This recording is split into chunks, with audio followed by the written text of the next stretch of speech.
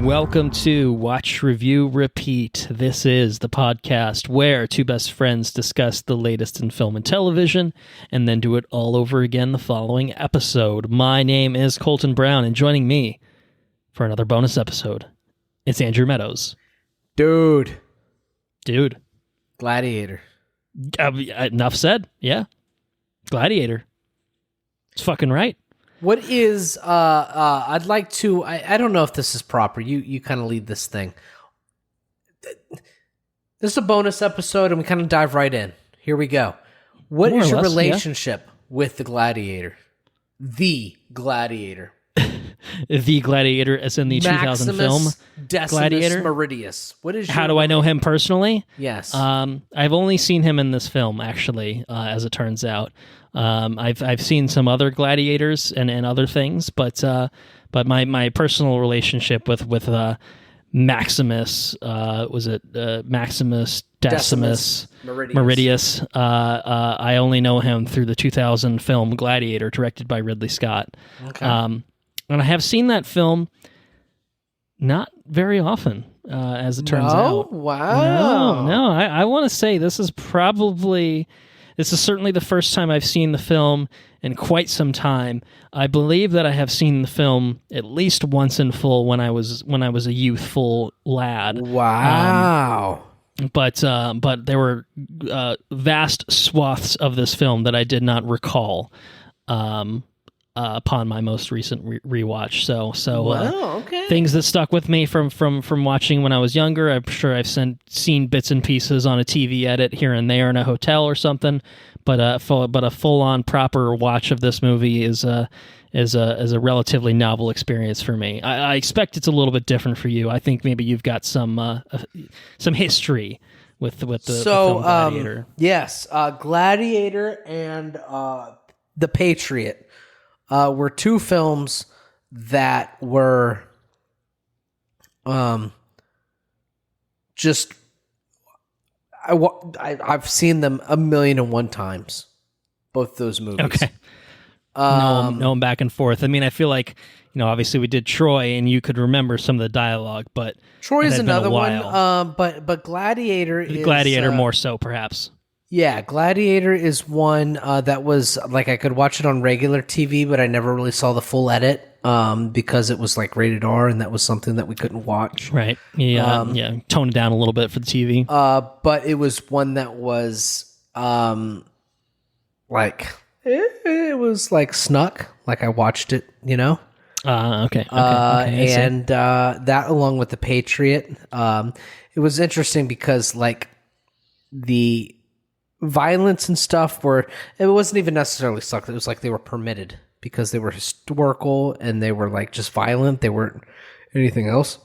It's as if violence is okay, but any other conduct that constitutes an R rating is not permissible, which is interesting. That's kind of the American way. Violence is okay. Yeah. Decapitations, one or two will do. Whatever. No, we've got a problem here. We have a big problem on our hands. Don't like titties. But like if titties. you like dick, that's right. Though, that's also a problem. So you can't like dick or titties. Yeah, that's true. We're we are equal here, in our treatment of the movie. It's funny. Both are frowned upon for the youths. Anyways, America, yes, I grew up on The Patriot. Okay, yeah. I've seen it 1,000,001 times. I have not seen it, much like Troy. I've not seen it in a very, very long time.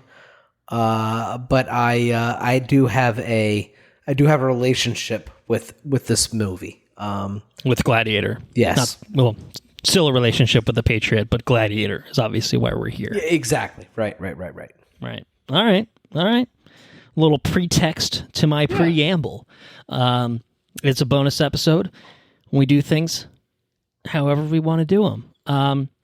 But I will take this opportunity to let everyone know what's going on. Maybe if they for whatever reason bypassed our Troy episode and missed the spiel at the beginning of that episode, this is a bonus episode. We are going outside of the regular latest in film and television to go back in time a little bit, revisit something that maybe is worth watching for a reason or two. Maybe it's because, like Andrew, there's a rich history of loving this movie. For me, it's because it's an opportunity to revisit a film that was a very celebrated film at the time, and I think is to this day as well. But yeah. That's the joy of doing a bonus episode. This is bonus episode number 29. It is a timed exclusive for our supporters on Patreon. So what I will say is it is the second in our series of epic bonus episodes that we're doing. We kicked things off with our coverage of Troy. We are continuing things with our coverage here of the 2000 film Gladiator. And our expectation is that we will be doing more along these lines. Films that are historical epics or epics in some sense. And so it's a fun opportunity, I think, for us to talk about things that we wouldn't talk about otherwise. So it's a really, really cool thing that we're doing. And I think for those of you who are listening to this through the Patreon, if you're a supporter of us, if you are a patron, I just want to say thank you so much for supporting us. I think it's very helpful, obviously, for you guys to support us in this way. Now, what I'll say is, if you are not listening to this as a patron and however long after we actually record this, you're listening to this on the regular feed, because it is a timed exclusive. All listeners will get access to it eventually. I want to say, by the time you're listening to this on the regular feed, there's a very, very high likelihood we've recorded more in this series of epic bonus episodes. And so if you want to be among the first to be able to listen to it, and you don't want to wait however many weeks it's going to take for the regular release, support us on Patreon. It's patreon.com/watchreviewrepeat. It's just $2 a month. That gets you access to all of our bonus episodes, the ones that are already out, the ones that will be coming out after the point from which you subscribe, and you also get early access to all of our regular episodes. So it's really, really, I think, worthwhile from a value standpoint, or at least we strive for it to be. Yeah, so that's my spiel. That's my spiel. But because this is a bonus episode, we're not talking about news. We're not going to talk. We're not going to do a catching up necessarily or anything like that. We're more or less going to just get straight into it. To get to kind of what you were saying before. Before we get into the specifics of Gladiator, I actually have one fun fact that I'm going to throw out. One of the nice things that about the way that we're doing these series of bonus episodes is that since we're not doing 5, 6, 7 movies at a time, we're just doing one movie at a time. It's easier for us, obviously, logistically, in terms of being able to watch a movie, turn around and record on it. Theoretically, it'll be a shorter episode. The Troy one wasn't bad. We did have Anna Mattis come in, make a little cameo appearance and talk about the mythology. I'm not sure that she'll make an appearance on this one. I believe it's just going to be the two of us. But it gives us an opportunity to throw out a fun fact, so we can keep at least one mainstay of the regular podcast format. So I have but a small fun fact. There are many fun facts about the film Gladiator that I could have chosen, but I think the one that I settled on, I think, sets the stage for why we picked Gladiator as a film to talk about. Gladiator was the second highest grossing film of 2000. This is not the fun fact. This is just kind of setting it up. Any idea what the top grossing film ahead of Gladiator was? It's a franchise entry, and it's the worst in that particular franchise. As a hint, it's kind of obscure. It's not an obscure franchise. It had an entry come out in 2023 very recently, involving a big motorcycle stunt. To give you a Mission Impossible? Hint. Mission Impossible 2. Mission Impossible 2. No way. Highest grossing film of 2000. Just beat out Gladiator, which, to be fair, Mission Impossible Gladiator? 2 was a little bit more commercial, Wow. PG-13. Gladiator was very much a rated R epic, but anyway, I found that funny. Anytime we could talk about Mission Impossible 2, I'm not going to pass up the opportunity. And the good news is we already did a bonus episode where we talked about that. So you can go film. back in time and listen to our thoughts on that if you feel so inclined. Now, Gladiator was nominated for a lot of Academy Awards. It was nominated for 1, 2, 3, 4, 5, 6, 7, 8, 9, 10, 11, 12, 3, 6, 9, 12 Academy Awards it was nominated for. And it won 5. It won 5 Academy Awards, including Best Picture, Best Actor, Best Costume Design, Best Sound, and Best Visual Effects. Now, maybe you agree or disagree with some of those awards, and I don't really know what it was up against, to be fair. But the fun fact that I'm going to bring up is that it actually was a very interesting set of wins, shall we say. So it was also nominated for Best Director. It was also nominated for Best Original Screenplay, and it did not win either of those awards, which made it the first time since 1949 that a movie won Best Picture without winning either an award for Best Directing or Best Original, or just Best Screenplay in general. So there's usually a trend, with the Oscars of, hey, you start collecting wins in bunches, if that makes sense. A lot of times they don't split. You think about like Everything Everywhere All at Once. A lot of things went Everything Everywhere All at Once's way most recently, in terms of the Oscars. So yeah, just a weird little quirk that happened, first time in 51 years at the time. It's entirely possible it's happened since then. I did not do my due diligence in checking to see if it's happened again, but you know what? That's okay. It's a rarity. And so I thought it might be a good way to kind of set the stage in saying this is a critically acclaimed film, and so it won Best Picture, it won some other awards. Now that we're coming back to it 23 years on from its release, I don't know, maybe it's time for us to reevaluate. Did Gladiator deserve the recognition that it got? Does it still hold up? I don't know. Those are all questions that we'll be answering in due time, or right now, perhaps. So let's get into it. We started with Troy. I think Troy was not as critically acclaimed as a film, certainly as Gladiator was. Troy, I don't believe, was nominated for Best Picture, shall we say? But it was a film that, I think is worthwhile and entertaining in its own right. But it gives us an opportunity. It's from the same. It's cut from the same cloth, and sure. There's some crossover. There's some crossover for sure. Did you notice face zooms in this? I actually don't know if I did, but I'm not gonna. It's possible there were. There are face zooms. It's just So here's the thing. I mean, Troy was released 4 years after Gladiator, so one can't help. Maybe but it was think inspired. Maybe Troy was a little inspired. Maybe Mr. Wolfgang Peterson was inspired by one Ridley Scott. It's like Ridley Scott possible. did the face zoom, and it was subtle. Ridley Scott's he's the face zoom pioneer. And then homie of Troy just took it to the next level. It's like, we're going to zoom in further, harder, faster, and then we got like, whoa, dude, that's too much face zoom. Anyways, that's just Sean Bean's teeth. Where's the rest of his face? You zoomed in too far. Too far. Back up. Anyways, I'm sorry. I was looking at pictures and shit when you were talking about. Oh, no worries. Yeah, I mean, it is kind of. I feel like Troy was a very mythological. That's the mythological side of things. It was based off of the works of Homer and other things that have, I guess, followed on the story from the fall of Troy. Yes, exactly. Tacking on the kind of the fall of Troy to the end of the story there.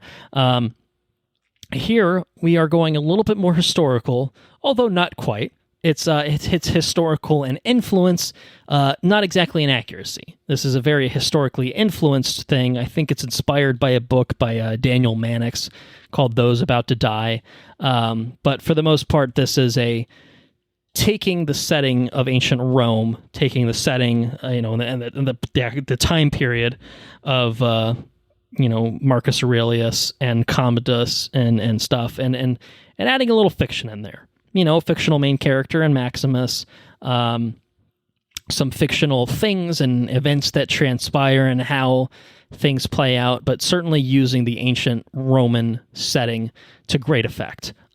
So yeah, it feels like a good, we spent some time with mythological stuff over ancient Greece, and now we're hopping on over to some historical shit in ancient Rome. It feels cool. It feels like a good way of doing things. It's like we're really getting into the spirit of this idea of looking at historical epics. And this is definitely an epic film, shall we say. So Gladiator was released May 5th of 2000, written by David Franzoni, John Logan, and William Nicholson, directed by Ridley Scott. Stars Russell Crowe, Joaquin Phoenix, or Jaquan Phoenix, as we sometimes call him, and may indeed call him throughout this episode, to be determined. Connie Nielsen, Oliver Reed, Derek Jacobi, Jaimon Hounsou, who we talked about recently in Gran Turismo. Digimon? This is Digimon. This is the Digimon double feature that I don't think was terribly planned, but just worked out well. And then finally, Richard Harris, the late Richard Harris. In Gladiator, a former Roman general sets out to exact vengeance against the corrupt emperor who murdered his family and sent him into slavery. Spoilers for the first hour of this film. And let me just say, full spoilers for this 23-year-old film. I think everyone probably vaguely at least knows the story of Gladiator, even if they haven't seen the movie. They have to know. They've seen the gif of Commodus giving the thumbs down. They've seen it all. The weird tongue thing that he does when some blood is spilled in the arena, that sort of thing. It's a pretty classic story. I feel like we've kind of seen riffs on it. It's epic. It's an epic story. It's an epic tale. Definitely an epic tale. But anyway, spoilers for Gladiator, because come on, that's how I feel about it. I think I waited too long to make that disclaimer in the Troy episode, but I'm not making the same mistake here. Now, with all that set up out of the way, okay, so you have a history with Gladiator. You've seen it quite a few times in your day, and you just rewatched it. And how does it hold up on your most recent viewing? Would you say that you're still a fan of this film? Yes. I still very much enjoyed this movie. I think the story in and of itself is well written. I think it's well conceived. I think it's an epic tale. It feels I don't know. And then the completeness of this story is why I'm kind of, I don't know, them making a sequel is kind of distasteful. Yeah, I think that's probably a conversation we'll save for anyways. The end, before we say goodbye for the episode, is what the hell is Gladiator 2 going to be? But for now, it's a very complete story, and it feels complete. Totally. And certainly not a film that was intended to set up sequels.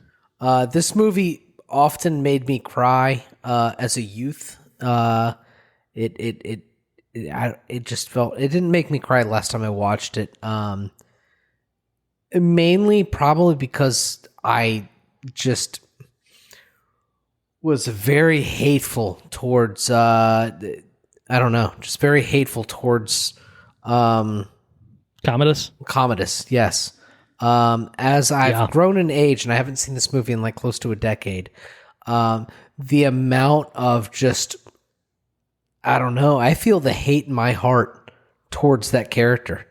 I don't know. It's just I don't know. For a fictional character, it's fucking raw, right? Like you can feel, and kudos to Russell Crowe, because Russell Crowe is right there too, And the story is just so well. I mean, it's just so well conceived. The story, the way it's all put together, the actors, the performances, all of it's definitely a tour de force.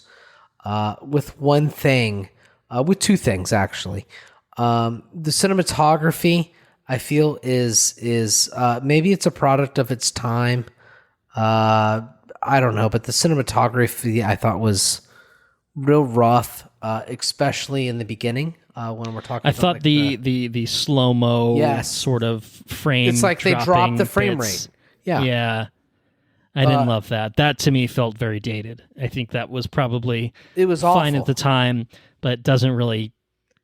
I don't recall. We don't really do remembering that these days. I don't recall like making note of that then, but that's exactly what it was. I mean, it felt like frame rate dropping. That's the equivalent of the intense fast face zoom from Troy. That's the filmmaking technique that I'm like, oh yeah, this movie's 2 decades old. Yikes. Okay, yeah.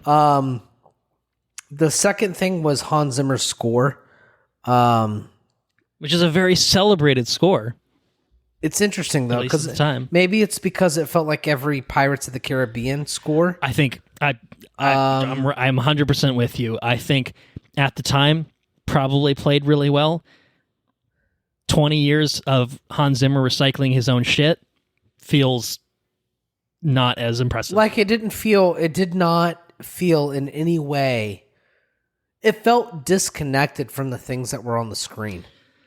Yeah, no, I kind of agree with you, and I don't mean to entirely cut you off. No, it's okay. But something about I'm glad I'm not alone. No, I agree with you. And to be fair, I mean, anytime Anna's been on the show, you know her feelings on Hans Zimmer. Oh, of course. And they're not entirely different from my feelings on Hans Zimmer, who I think is a very, very talented, capable composer when he puts the work in. And I think he probably put the work in with this movie, and then subsequently was able to kind of just right off of his own coattails and phone it in as much as possible. And it kind of feels like, you know, the unfortunate result of that is this doesn't feel as grand or as impressive as it maybe once did.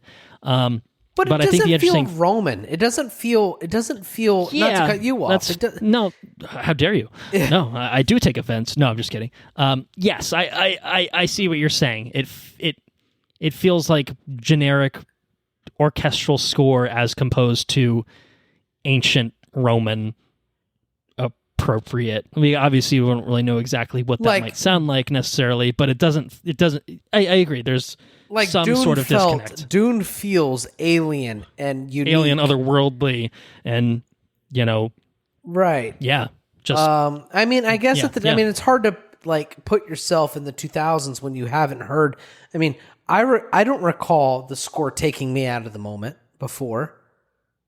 It certainly removed me from the scenes during this movie because it was so profound, like it's so in your face when they drop the big movements on you in this movie. The score pulled me out of the scenes, and maybe, like I said, maybe it's because he has a career of phoning it in with similar scores, and like maybe that's like a business card for Zimmer. Like the reason why this movie does not attack as well with the score is because I have redefined cinema scoring over the last 2 decades.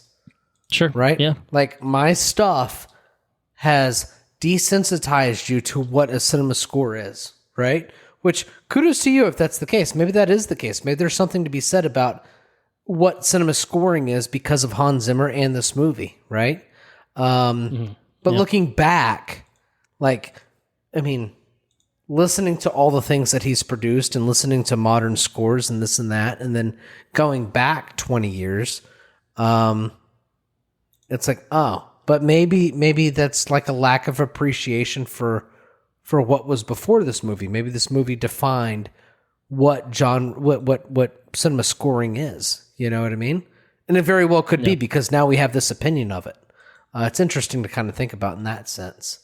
Otherwise, Otherwise, the score in this movie was I did not enjoy the score at all, which is interesting, right? Because this movie was celebrated for its score. So I think nominated. we have to it didn't win the Oscar, to be fair. Maybe you could say the Academy got that one right. I don't know, but I don't know that it's bad.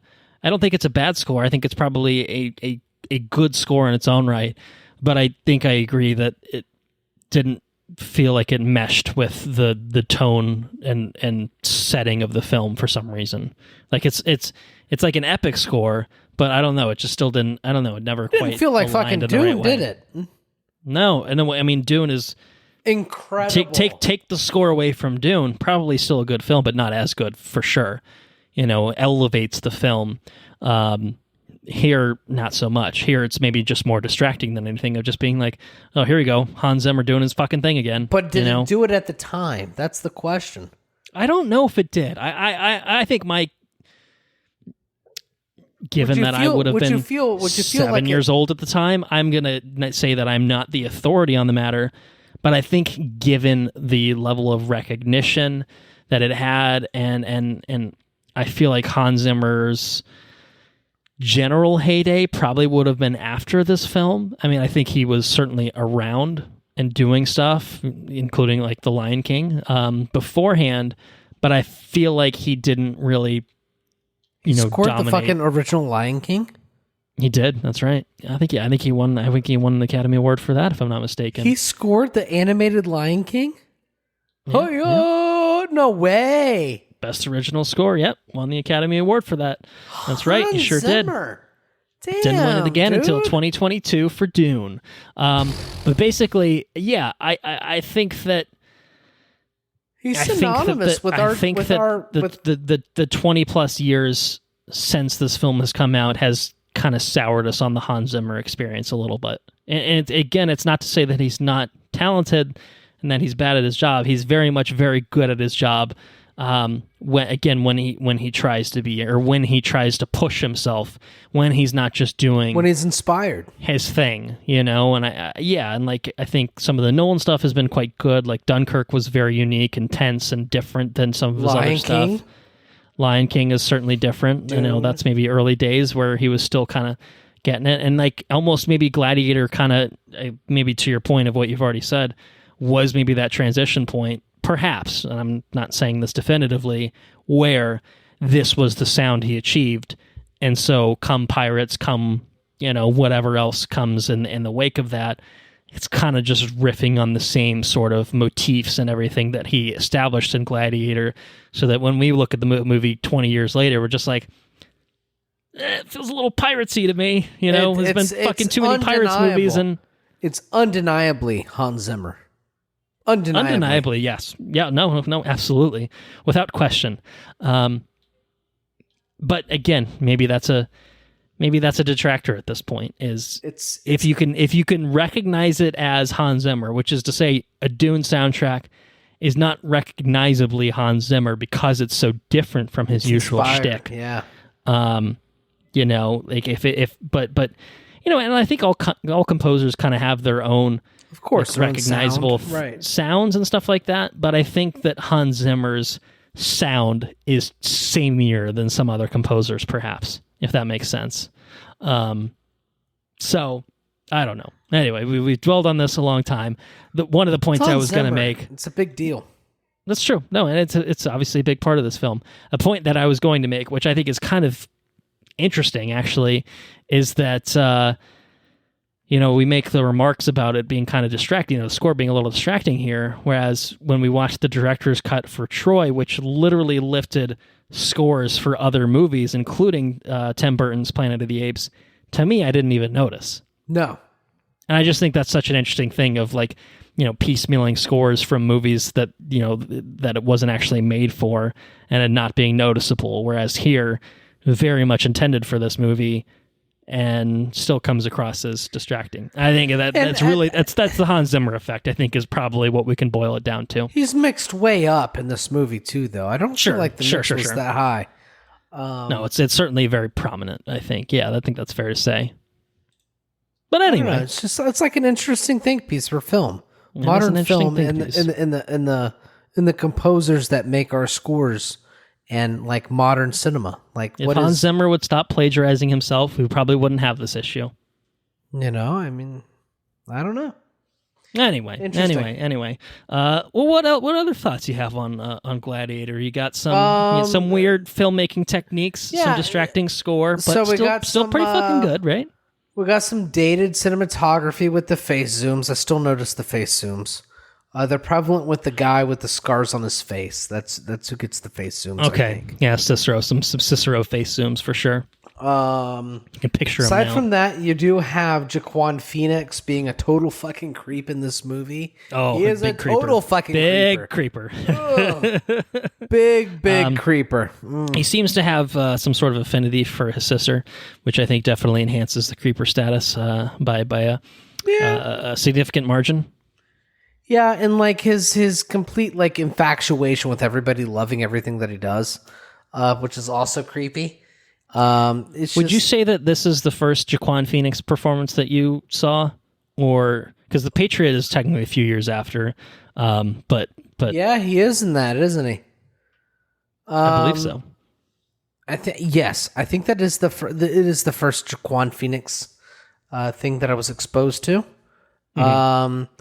I forgot about him in The Patriot. I just. Signs, maybe Signs was Signs. I don't know. early days. I think Signs was the first one, wasn't it? Signs was the first one for sure. Played the brother, or I guess he was the brother of Mel Gibson. That was a pretty I don't cool know. movie. Maybe I'm looking it up. I actually don't know if he was in The Patriot. I think you know who was in The Patriot was the Joker. The Joker was the brother in The Patriot. What's his face? Heath Ledger. Heath Ledger was the brother in right. the Joker. Yep. Okay. Yep. Okay. I haven't seen that movie in a while. Clearly, I haven't seen it. I remember that movie being very good. I have a feeling it's going to be like this and the other and fucking Troy. But I remember it being good. Anyways. Yeah. So. Yes, this Jaquan, he was a little creepy in this movie. Yeah, this is probably I feel like I don't know. It's one of those things like it made the hate that I had for the character so much easier with the performance that was with the acting that was totally paired with the character. You know what I mean? It's to me it's the kind of performance that I don't know. I mean, obviously.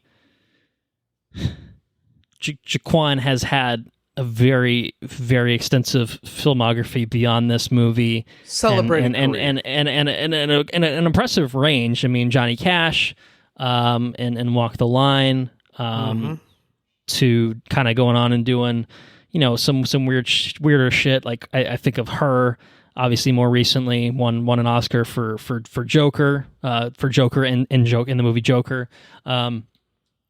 But this is an iconic performance, and then one that has always kind of stuck, where I look at him and I'm like, I don't like him.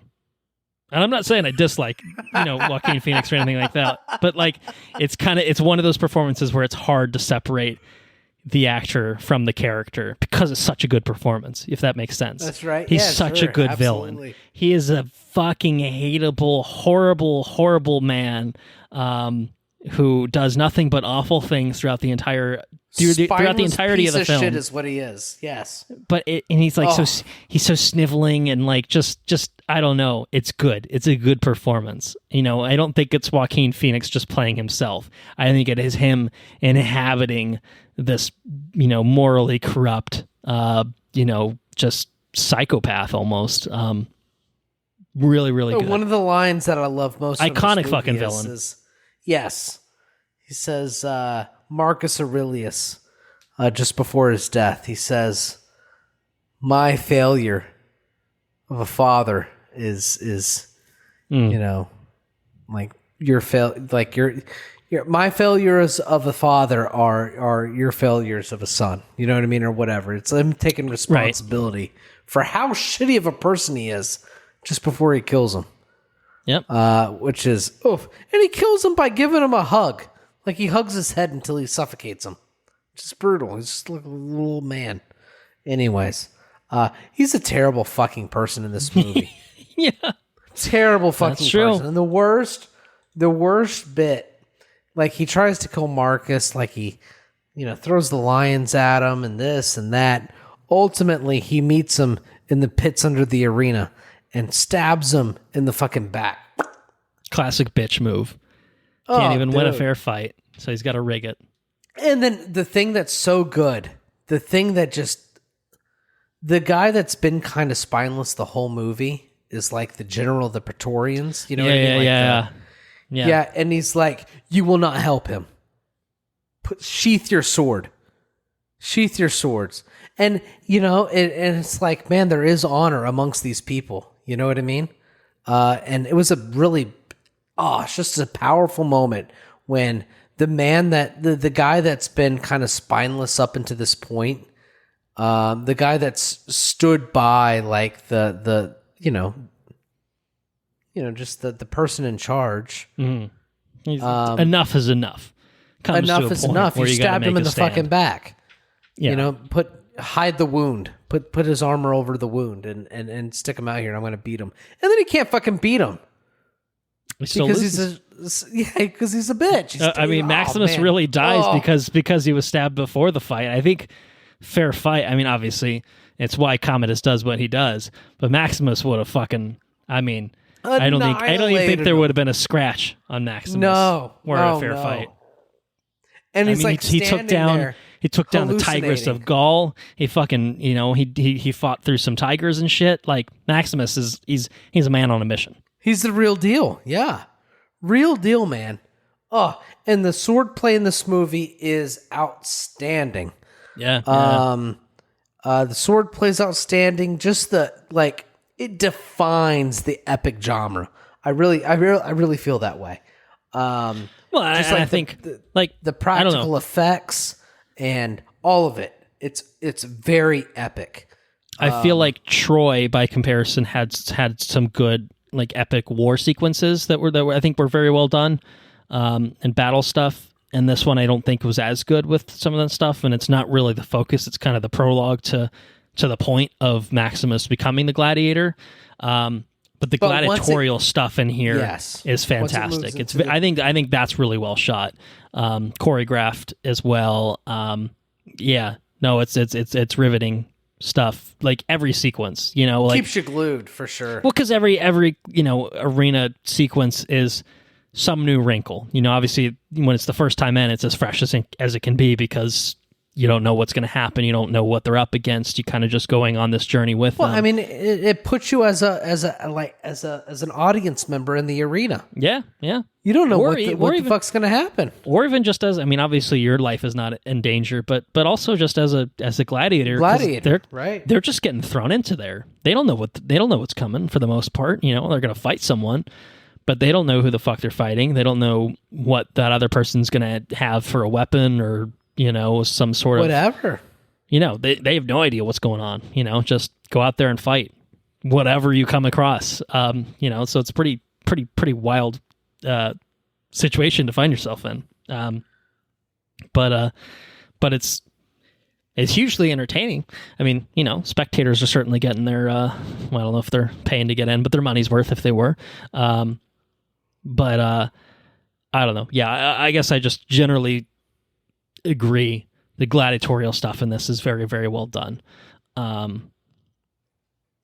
Really every sequence. Again, every sequence adds something that keeps it engaging, and leading to that kind of final confrontation between Maximus and Commodus is satisfying to watch, even though Maximus is obviously fighting through fucking literally dying at the time.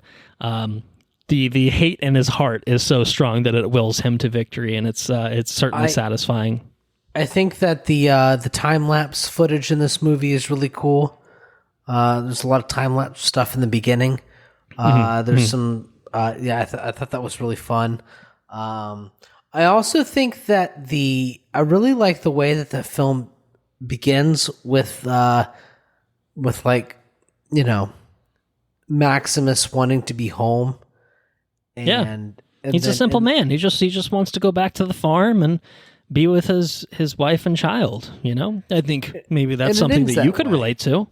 Yeah, and for sure, that way. And he never aspires to anything greater than that, other than just longing to be home with his family. At the end of the day, he's a great general who's widely respected. Certainly could be put in a position of power, is put in a position where he is offered a position of power and declines, and that's who Maximus is at the end of the day, is just a good man. who longs for a simple life.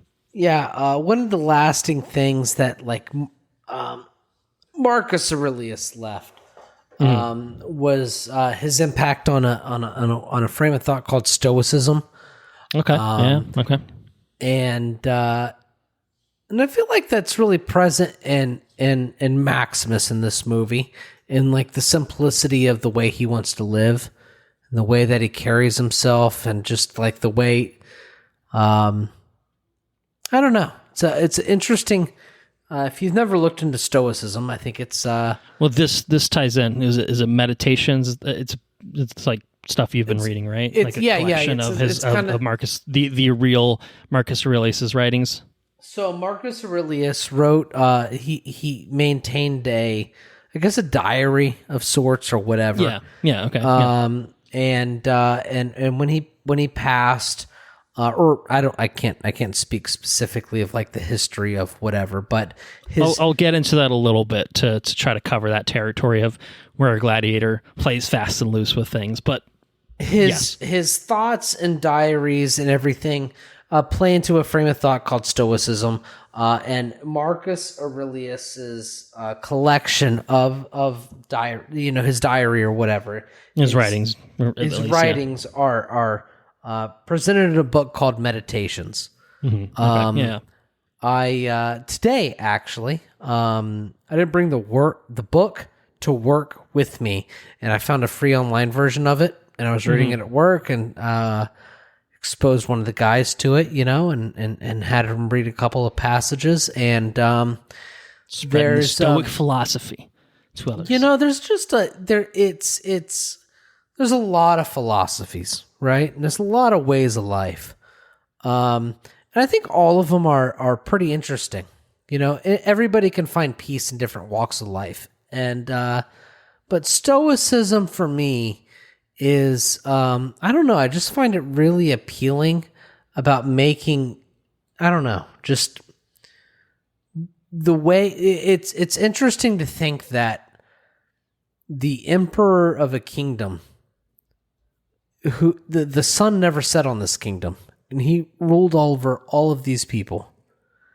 This is the way that he lived his life.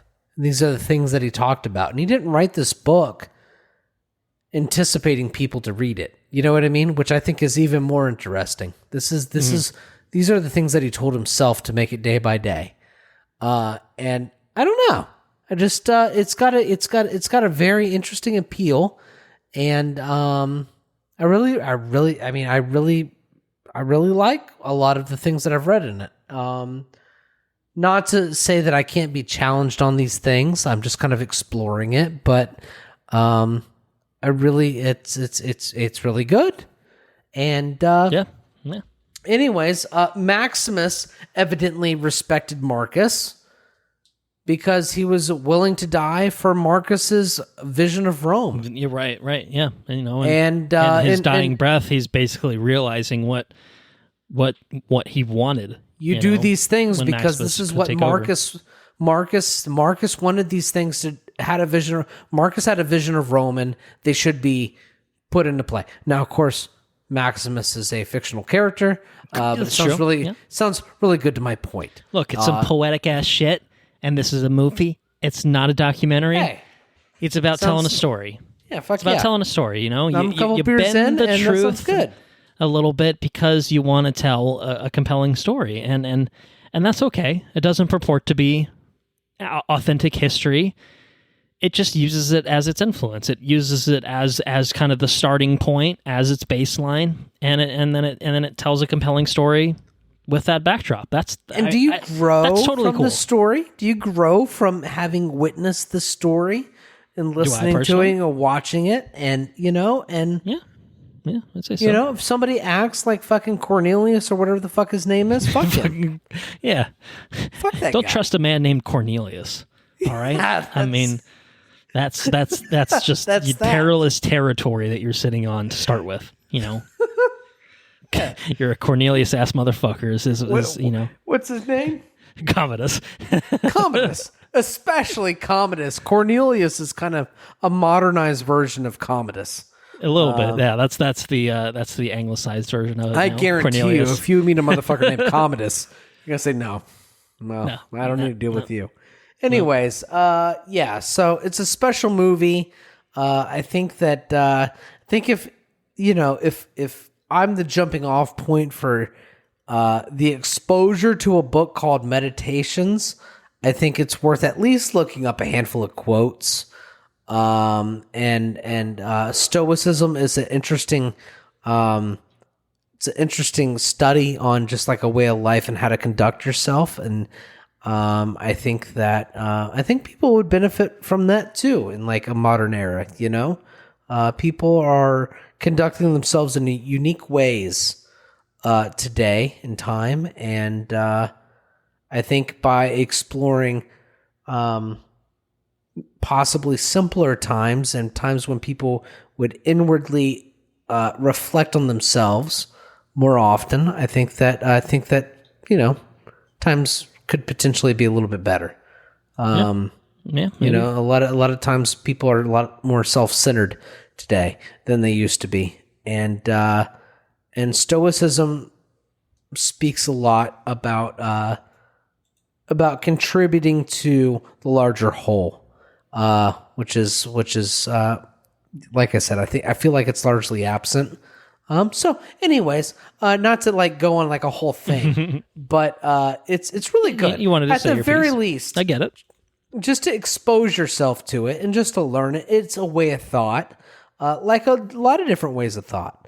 And I feel like unless you explore different ways of thought, you're selling yourself short, right? So expose yourself and learn about as many things as possible, and then kind of like set your own course, and figure out what you're about. And Marcus Aurelius, the emperor of Rome, the character that died and set Maximus on his thing His journey, for Rome, his quest.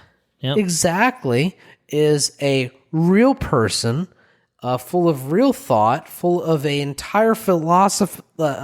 Entire philosophy is based off this guy, and it's really fucking cool. So, anyways, that's that. That's my rant. I love it. I loved every second of it. Anyway. Yeah. Anyways. Yeah. Well, I'm gonna take this opportunity to. You got a rant? I'm not going to give a rant. Actually, I'm just going to give some thoughts, some meditative thoughts that I've had. Very nice. I like it. On Gladiator since I watched it, and since it was a obviously, as I kind of talked about in the beginning of the episode, a somewhat new experience for me. I will say, pre-Maximus being a slave, zero recollection of anything that happened. So all your Marcus Aurelius talk is all stuff that, like, when I watched this movie this most recent time, which was a few days ago, didn't remember any of it.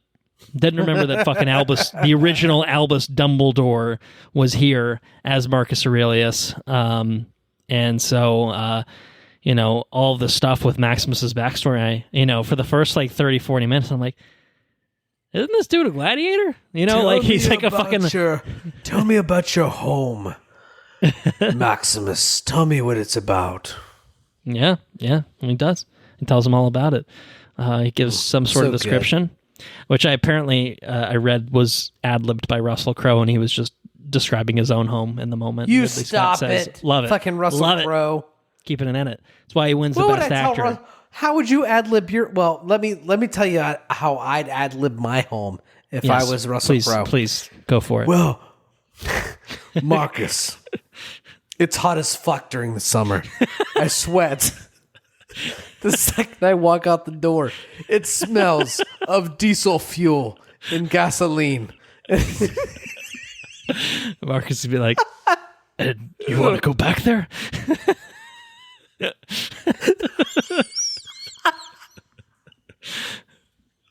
Yes, Marcus. My wife and child are there. I can't even. It may reek of diesel, but I love my wife and child. Marcus, have you bitten by so many mosquitoes that you feel like you will take flight? That's what's that's. Have you that's ever the- felt so drained of your blood? That is Because the mosquitoes That's the summer died nights on your in- flesh. That's the summer nights in Florida, Marcus. I just dream to go back to the mosquitoes and the diesel fuel and the hateful people that fly flags.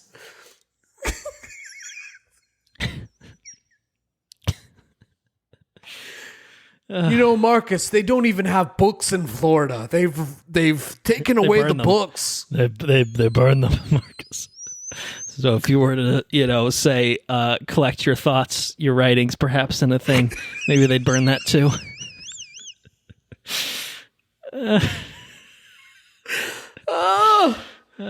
That's how I would ad-lib that. You got what's his face would have to say, no, we're gonna have to cut that. We're gonna have to write something for you. I'm sorry. Anyways. Good old Florida. I don't know what I was saying. I think I was just saying the beginning of this movie was a little bit of a mystery for me. That was interesting to watch. I mean, aside from the weird frame rate dropping stuff, was cool to see how things kind of came to be.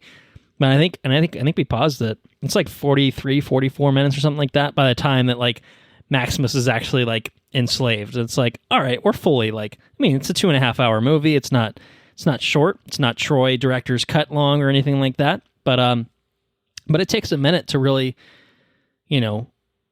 get to the point of, oh, that's why it's called Gladiator, if that makes sense. But that backstory is so hugely integral to Maximus's character that like I enjoyed all of that time. And and seeing Marcus Aurelius being murdered so callously by his absolute fuckhead of a son is just it's just gut wrenching, and just feel, and Maximus's journey is just, oh man, just brutal to see it all kind of play out, and the pain and the suffering and him returning home particularly. It was just a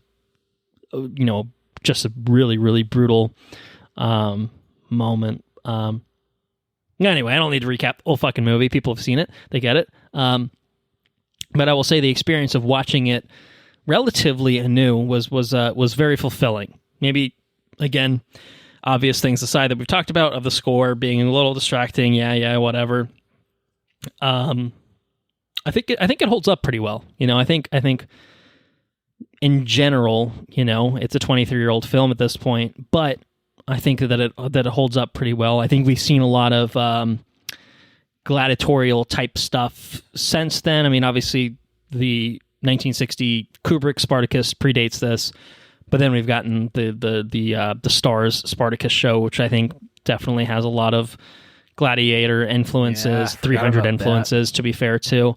And I just think just the whole setting is really cool.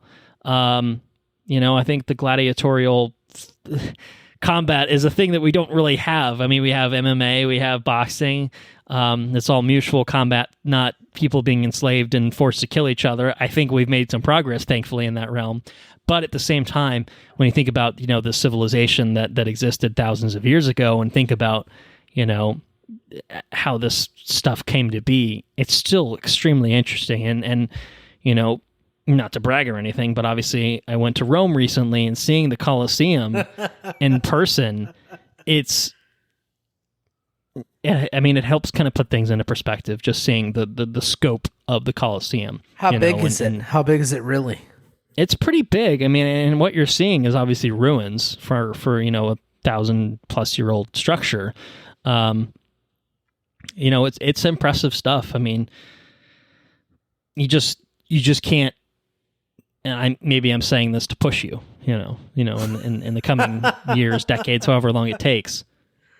You who are so enamored by this stuff, I think quite like I am, and certainly like Anna is, I mean, probably more so than either of us, you have to do yourself a favor and see this stuff. See the Colosseum, see the Roman Forum, because you you have such an appreciation from just doing a Wikipedia deep dive. To be able to see it in person is just something else entirely, and it's so worthwhile, especially if you have if you have the interest and the passion for it, and some of the knowledge to kind of know what you're walking around and looking at. It's very, very cool. Thankfully, I had a built-in tour guide with Hannah who was able to give me the right. finer points on the things that I didn't know about. But certainly most people know what the Coliseum is before they walk in.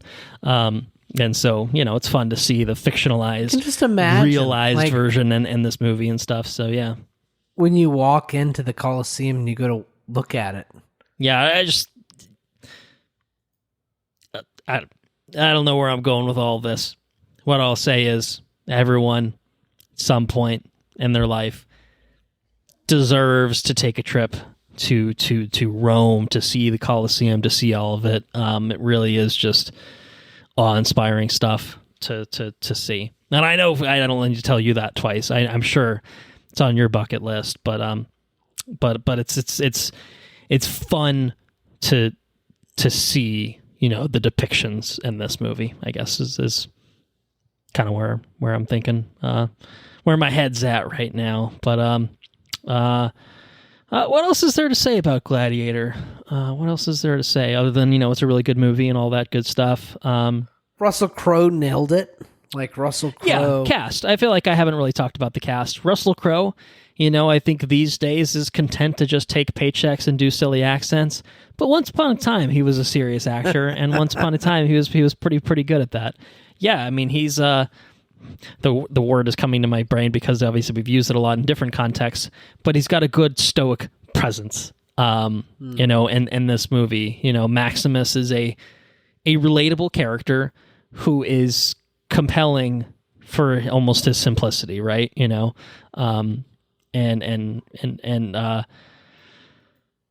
Russell Crowe is kind of the driving force behind making him likable and getting behind him. Now, and again, obviously it's easy because you could just hate on Commodus because Joaquin Phoenix, I guess we talked about him. He's very good. But Maximus, yeah, he does suck. Maximus is just he's just a compelling character to kind of to get behind, to root for. His story is one where it just feels like it's just injustice after injustice that he comes up against, and the man is due, to have some good thing come his way. And I feel like even by the end, we don't really get, like he gets the victory of killing Commodus, but at the end of the day, obviously, Marcus Aurelius was killed. His father figure of sorts was killed. Unjustly. His family was brutally murdered and brutalized unjustly, including his wife, his young son. But he does, I guess, at the end of the day, win, if you want to kind of put it that way, of beating Commodus and being able to restore Marcus Aurelius's vision for what the future of Rome could be. Yeah, but I think the other cast is very good too. Connie Nielsen's very good, playing Lucilla, who obviously is in a really a really interesting character because obviously she's kind of caught in the middle of her fucking psychopath brother and taking care of her son, and obviously still having, I guess, residual sentiments, sympathy to Maximus from a prior relationship. But I think she's very good. She's very compelling. Again, another character where I'm just like, I don't remember this at all from this movie. I remember Russell Crowe and a gladiator pit. Everything else was noise, apparently, the first time I watched it when I was probably a child. I know I didn't see it in theaters. I seem to recall that we had a DVD copy of Gladiator. Every family had. It was a staple, copy. Right? Yes. The one where he's like, he's like out there yes. in the middle of things screaming. Yes. Are you not entertained? Yeah. Did we already do that? I think we might have done that before we actually started recording. I can't remember if that was part of the episode, but it's obviously a classic moment. Yeah, cast is good. Digimon, Jaimon Onsu. Talked about him in Gran Turismo. Guy's a good actor. What do you know? He's a good actor. And I had zero recollection that he was in this film as well. He's young in this movie. They both were. They both were young in this movie. So young. Yeah. Baby Digimon. Oliver Reed plays Proximo, who's the Gladiator trainer, the former Gladiator himself.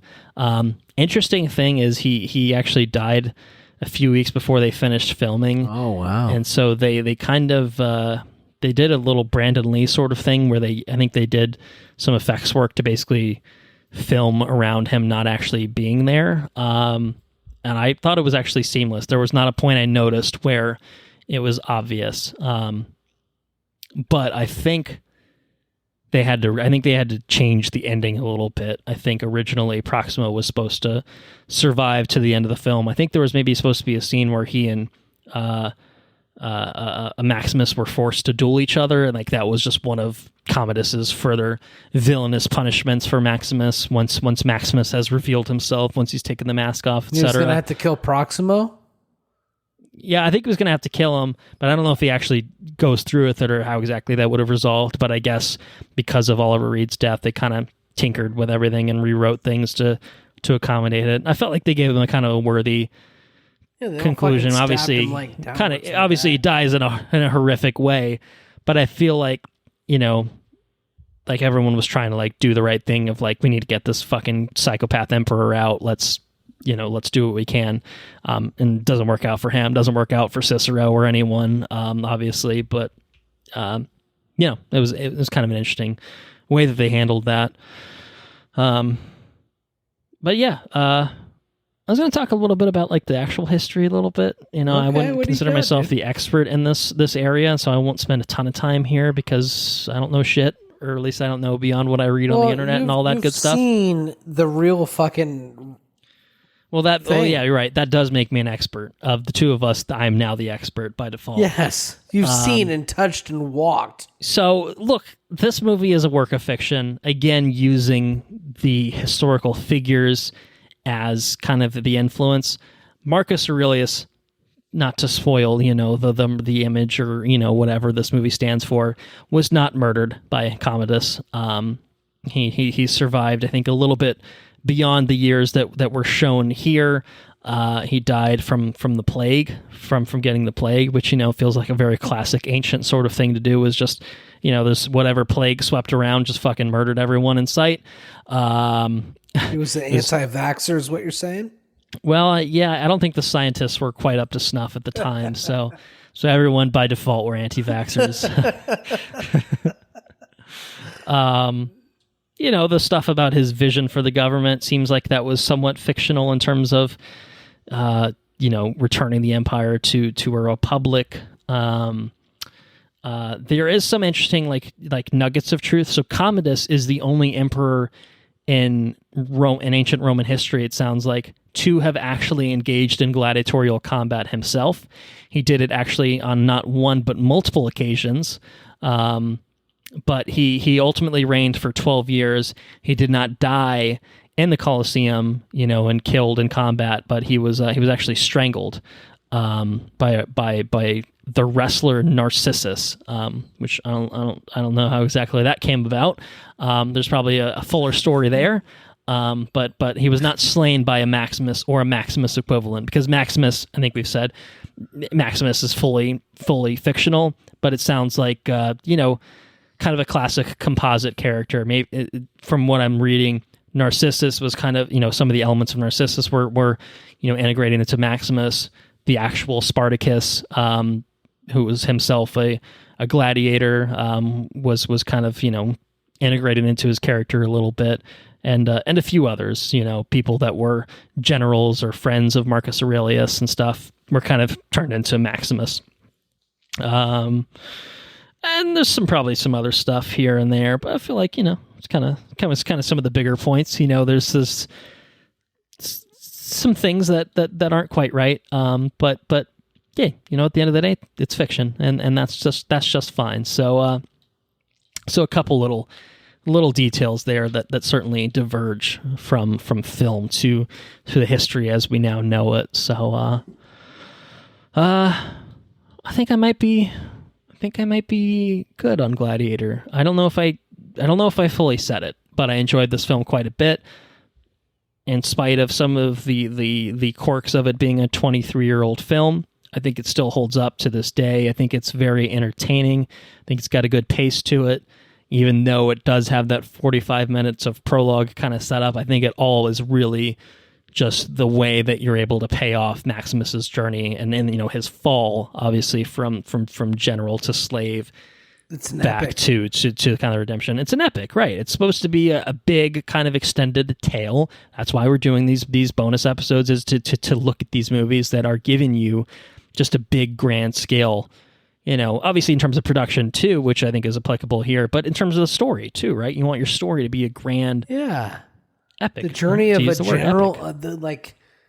the general that should have been emperor, reduced to that of a slave. Yeah, and the way that he's able to kind of claw his way back from that. That's the tale. Oh, that's the it's epic. fucking epic. There's nothing more epic than that.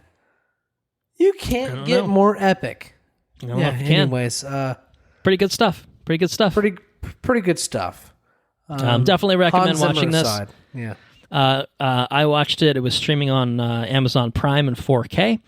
So certainly, hopefully, that will be the case for a little bit. If anyone Approachable, wants, yeah, and if anyone's watch feeling it. inspired, by our episode to watch it as well. If you haven't done so, obviously recently before listening.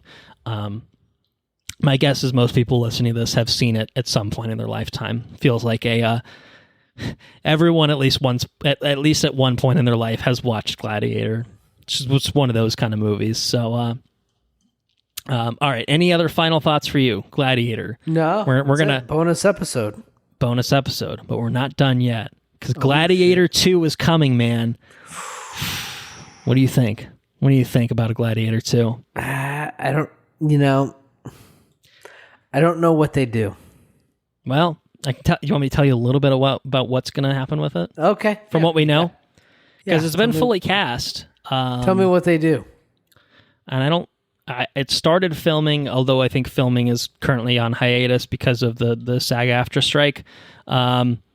It is the main character of Gladiator 2 is going to be a grown-up version of Lucius, who is Lucilla's kid, who is just a baby. He's just a little kid, obviously. He's a the little first kid. Gladiator, Not quite a baby. not quite a baby, a little older than a baby. But now he's all grown up. He's grown up and he's being played by Paul Mescal, who shares a name with a liquor that you don't care for. But joining him, Denzel Washington is going to be part of the cast. Connie Nielsen is back as his mother, as Lucilla. Derek Jacobi is back as Senator Gracchus, who is the sympathetic senator. Okay. Digimon Jaimin Honsu is back as Juba. And then newcomers of note include Joseph Quinn from Stranger Things, a.k.a. Eddie Munson. Okay. Who's going to be playing... So this is going to be at a point in time where there are co-emperors. Caracalla and Geta are the two co-emperors at this time, and they are based on actual co-emperors from ancient Roman history. Anna gave me a little bit of the backstory on them, and I won't give that to you, but suffice it to say, there are going to be some Commodus vibes probably happening at some point in this movie. Unhinged batshit behavior from emperors and such. But other newcomers to the cast include Mr. Pedro Pascal and May Calamawy, who played Layla in Moon Knight. She was the Scarlet Scarab. Okay.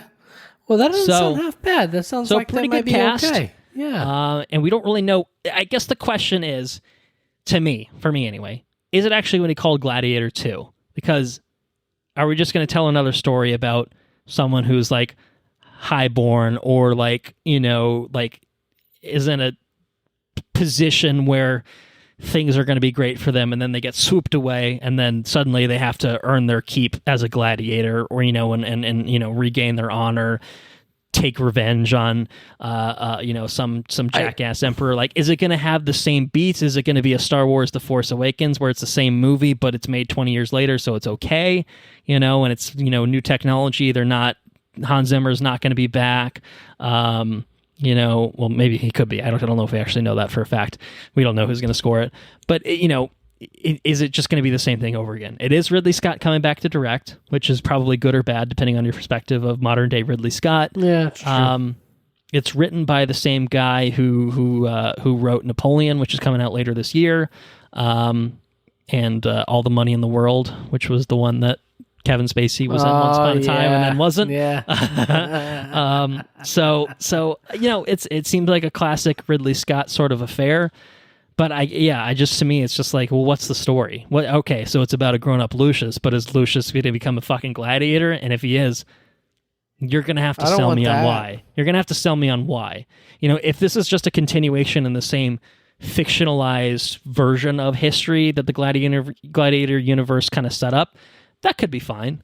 But I don't know. I don't know where it goes. Yeah, I don't know where it goes either. Though. I think that your best route is to make a movie about a gladiator that takes place in the future after Marcus, or after Maximus. Mm-hmm, mm-hmm. That's what I want. It sounds like it's got a talented cast. Does Russell Crowe come back in a dream sequence? Talks from the afterlife. No Russell Crowe. No, it's totally done. He'll take a paycheck. He might even bring Maximus back with a different accent and be like, I'm Greek now. I'm the character Zeus from Thor Love and Thunder. Whatever the fuck he was doing there. Hey, good for him. Earning a paycheck. That's right. He's doing all right. Yeah. I don't know. Gladiator 2 is going to be interesting. So it's currently set for November of 2024.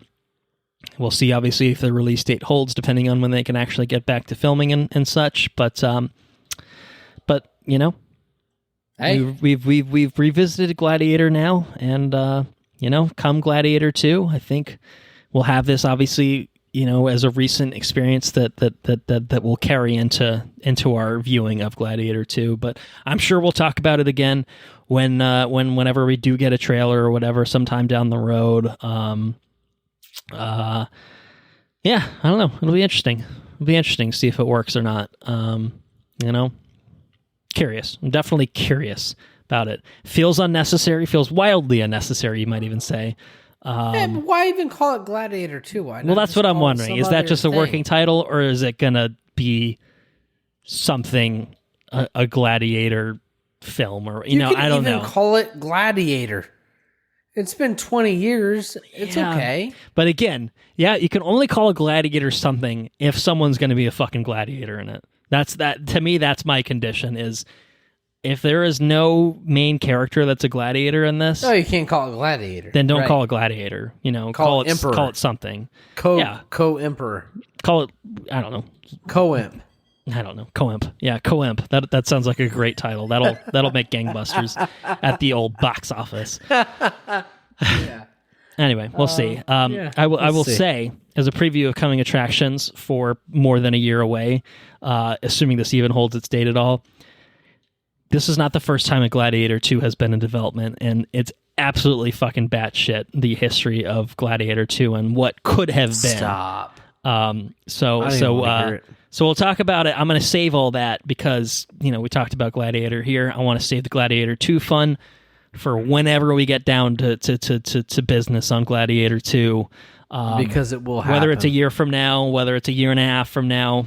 I mean, they started filming. One thinks, unless, knock on wood, Ridley Scott kicks the bucket, that it's probably going to happen. So our coverage of Gladiator, the Gladiatorverse, is to be continued. TBD. But I think that's it for now. I think we've covered Gladiator quite adequately. I think we've hit on everything we need to hit on.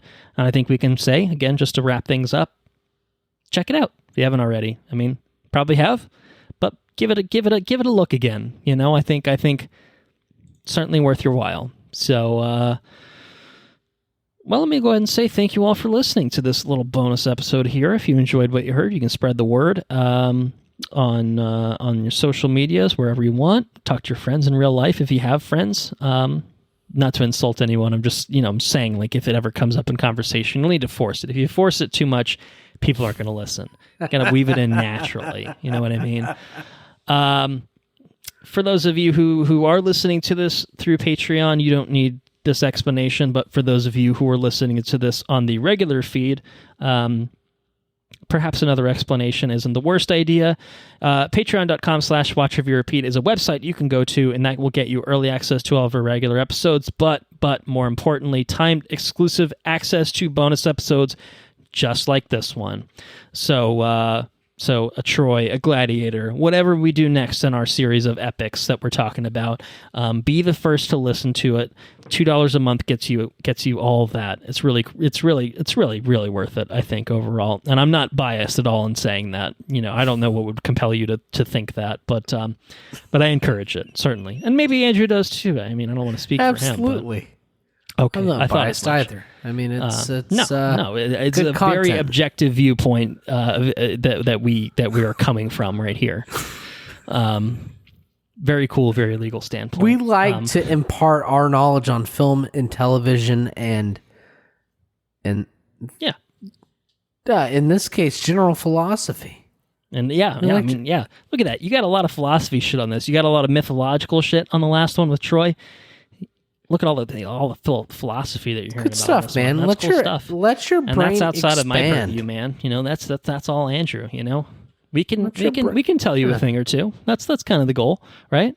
You know, maybe you enjoy it, maybe you have fun and with if it, we maybe can't you learn a thing or two. tell you a thing or two, maybe you can, and you can be on the show. That's right. Maybe you can bring it to us. Maybe you can message us on Twitter at WRRPod. Maybe you can message us on Facebook, on our Facebook account, facebook.com/watchreviewrepeat, facebook.com/ yes, that's it.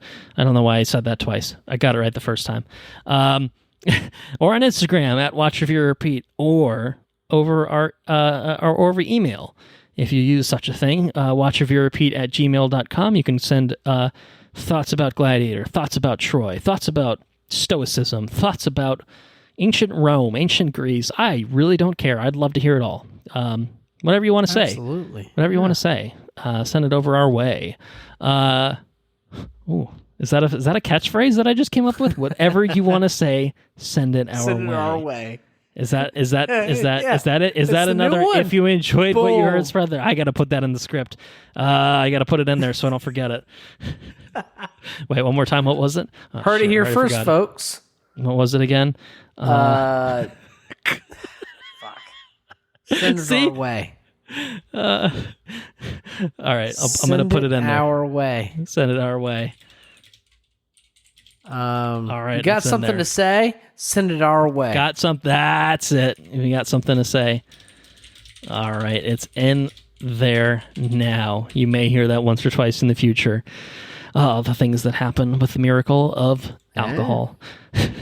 Our intro and outro track is Mechanolith by Kevin MacLeod at Incompetech.com, licensed under the Creative Commons by Attribution 3.0 license.